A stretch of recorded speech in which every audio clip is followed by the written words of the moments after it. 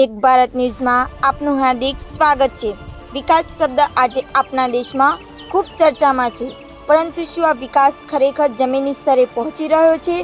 આ સવાલ આજે એટલા માટે ઊભો થયો છે કારણ કે ગુજરાતના ઉના તાલુકામાં આવેલા સીમાસી ગામની હાલત ખરેખર ચિંતાજનક છે। સીમાસી ગામથી નેશનલ હાઈવેને જોડતો મુખ્ય માર્ગ હાલ અત્યંત બિસ્માર હાલતમાં છે। આશરે 70 જેટલા લોકોની અવરજવર આ જ રસ્તા પરથી થાય છે અને સ્થાનિકો માટે આ માર્ગ આફતરૂપ બન્યો છે। ગ્રામજનોની સ્પષ્ટ માંગ છે કે આ સમગ્ર મામલાની ઉચ્ચ કક્ષાએથી તપાસ કરવામાં આવે। તેઓ ઈચ્છે છે કે દૂધનું દૂધ અને પાણીનું પાણી થાય અને ભ્રષ્ટાચાર આચરનાઓ સામે કડક કાર્યવાહી થાય। આ રસ્તાઓની દયનીય સ્થિતિ અને વિકાસ કાર્યોમાં થયેલા ભ્રષ્ટાચારના આક્ષેપો ગુજરાતમાં ચાલી રહેલા વિકાસના દાવાઓ પર સવાલ રોડમાં કેટલા વર્ષોથી તમે ક્યાં રહેવાનું ક્યાં છે? ત્યાં રોડમાં કેટલીક તકલીફ થઈ છે હાલવામાં? માનમાં નાલીને પહોંચી શકતા છે ને? હા હા, શું કેવો તંત્ર સરકાર પાસે વહેલા રોડ કરાવી દેવું કઈ કહેશો? અરજી દીધી તો રસ્તા નિકાલ ન થયો રોડનો? બરોબર છે, તો તમારે કહેવાય ને કે અમારે સાહેબને વાત કરે ને કે અમારે કેમ આમાં હાલવું ચાલુ? વાત બધી બધા હમણાં 2-3 થી પહેલા આવી ગયા હતા। હા હા, વાંધો નહીં, કરો તો હવે તમે આમાં રજૂઆત કરો તો અમે કાંઈક કરીએ। તમે સરકારને કહો કે મીડિયાવાળા છે, અમે સરકારને કહો કે ભાઈ અમારે રસ્તો સારો થઈ જાય, બરાબર છે ને? લાંબુ છે? મારું નામ લાડુબેન। કેવી તકલીફ થાય છે હાલવામાં? તારામાં હાલવું કેમ? છોકરા હાથમાં હોય, દળના માથે હોય। હા, રજૂઆત કરી છે સરપંચને ને મંત્રીને ને બધીને કહ્યું પણ કોઈ ધ્યાન નથી દેતું। એમ છે? તમને કેવી તકલીફ થાય છે હાલવામાં? અમારે થાય ને ગારો કેવો છે? એવું છે, ઠીક છે। નામ? રોશનબેન। હા, શું તકલીફ થાય છે રોશન? અમારે હાલવા થયેલો રસ્તાની બહુ તકલીફ છે। છોકરાને ભણવા કેમ મોકલવા, અમારે કેમ હાલવું? કેટલા ટાઈમથી આ પ્રોબ્લેમ છે? આ ઘણા વર્ષથી પ્રોબ્લેમ છે। હા, તમારે શું રજૂઆત છે મંત્રી? અમારે રજૂઆત એમ છે કે અમને રોડ બનાવી દે। રોડ બનાવી દે એમ ને? હા। બીજું? કોઈ ધ્યાન દેતું નથી, કોઈ જોવા આવતું નથી। અમારે રોજનું જ છે, અમારે કેમ બાળ બચ્ચાને મોકલવા ભણવા સ્કૂલે? એટલે હવે ત્યારે બધાએ હાજરી દે, બધાએ જોવા આવે છે, પછી કોઈ જોવા આવતું નથી, કોઈ પૂછતું નથી।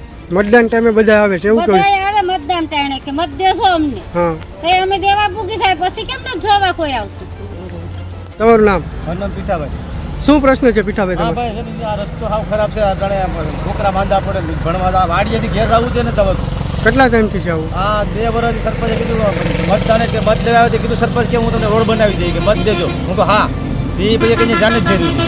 સરપંચ 108 આણવી કે કઈ રીતે માંદા પડ્યા તો સરપંચને તમે રજૂઆત કરી છે? 2 વખત કરી।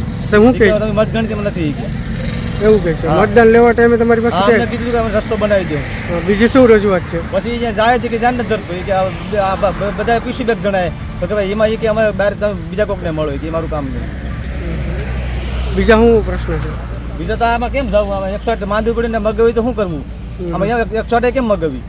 તમે અહીંયા જ રહ્યો છો? હા। મચ્છર ને એવું થાય છે? અરે મચ્છર એટલે રાવા જ ગયો છે। 15 ઘર છે અહીંયા ને ભણવા 15-20 છોકરા ભણવા જાય, બધીને તકલીફ છે। હા, તો તેડી મૂકવા જવું પડે, તેડીને લાવવા પડે। વધારે મરણ હરણ થયું તો અમે માણે કોઈ બેહવા આવે એમ નથી। તમારું નામ શું છે? મારું નામ જીવ। શું પ્રશ્ન છે તમને જીવબેન? પ્રશ્ન 6-7 વર્ષ થઈ ગયા અમારા અહીંયા। સરપંચ કઈ મતદાન ટાણે લઈ જાય, પછી પાછો કેળાનું કહીએ તો કઈ જવાબ જ દેતો નથી। કેળામાં તમને કેટલીક મુશ્કેલી થાય છે? મુશ્કેલી હાલવામાં તો આખા દિવસ અમે 6-7 વખત અમારા ગામમાં જવાનું હોય, શાકભાજી લેવા જવાનું હોય। સરપંચને આના વિશે રજૂઆત ને બધું કર્યું હતું? બધું કર્યું હતું, પણ સરપંચ માનતો નથી। શું કહે છે સરપંચ? કે મારું ન હાલે, તમે જાઓ ગ્રામ પંચાયત ઓફિસ। તો ગ્રામ પંચાયતના મંત્રીને તમે કીધું હતું? મંત્રીને તો કીધું છું। તો મંત્રી શું કહે છે? મંત્રી કે અહીંયા ચિઠ્ઠી લખી દીધી કે તમારી કે ઓલું ખાટી ગયું હતું, કે પૈસાની કે ગ્રેટ આવી ગઈ હતી, કે તમારા સરપંચની। સરપંચ લઈ ગયો એમ કે? હા હા, બરોબર છે। આ છોકરાને હાલવામાં કેટલીક મુશ્કેલી થાય? છોકરાને તો ભણવા જવાનું હોય તો મુશ્કેલી તો થાય જ ને। બરોબર. તેડીને જવા પડે, પછી બહુ વરસાદ હોય તો છોકરાને મેકવાઈ જવા પડે. પગમાં પાછું ઇન્ફેક્શન લાગે તો એ કઈ સરપંચોને ઈ તો ગામના કઈ દેવા આવવાના તો નથી સર. હા એ તો બરોબર છે. હાલો ઠીક છે. મારું નામ બાંભણી અશ્વિન છે. શું પ્રશ્ન છે તમારો? પ્રશ્ન રોડ રસ્તાનો નેશનલ હાઈવે છે અહીંયા. હમ. અહીંથી નેશનલ હાઈવેથી જૂના રોડ સુધી સ્ટેશનના સુધી આ એને જોડતો રોડ છે અને આ એરિયામાં 20 થી 25 મકાન છે. 100 થી વધુ લોકો રહે છે અને સ્કૂલે જતા બાળકોથી 20 થી 22 બાળકો છે. પ્લસ કોઈ માંદું બીમાર આ છે તે છે. હાલવા ચાલવા માટે રસ્તો વ્યવસ્થિત પણ નથી. બીજા શું પ્રશ્ન છે?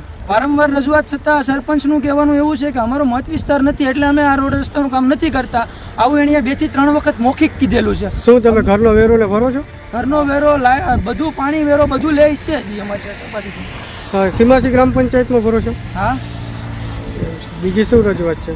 ઘણી બધી રજૂઆત એવી છે કે અમુક વસ્તુ આ રોડ ઉપર બાવળ છે, પછી ગારો છે, પાણી ભરાય છે, કોઈ દવાખાનાનું કામ છે, કોઈ મરણ હરણનું કામ છે. આ કામ માટે આ રસ્તો શક્ય જ નથી. કોઈ વ્યક્તિ આવવા માટે રાજી જ ન થાય. 108 છે, 108 માટે પછી કોઈ પણ સિક્યુરિટી વ્યવસ્થા માટે કે હેલ્થની વ્યવસ્થા માટે આ રસ્તો બેકારમાં બેકાર છે. વારંવાર રજૂઆત છતાં પણ તંત્રને આ વસ્તુની કાંઈ પણ પરવા નથી. જાણે ગ્રામ પંચાયતમાં સરપંચ અને તલાટી મંત્રી આરામ કરતા હોય ને એવી પરિસ્થિતિમાં એ લોકોને કહે છે તો એ લોકો કહે છે કે અમે દર વર્ષે ઠરાવ કરીએ છીએ. તો ઠરાવ પણ ગ્રાન્ટ હોય તો ઠરાવ આપે તો એને કમસે કમ રિપેરિંગ તો કરી આપવો જોઈએ ને. બરોબર છે.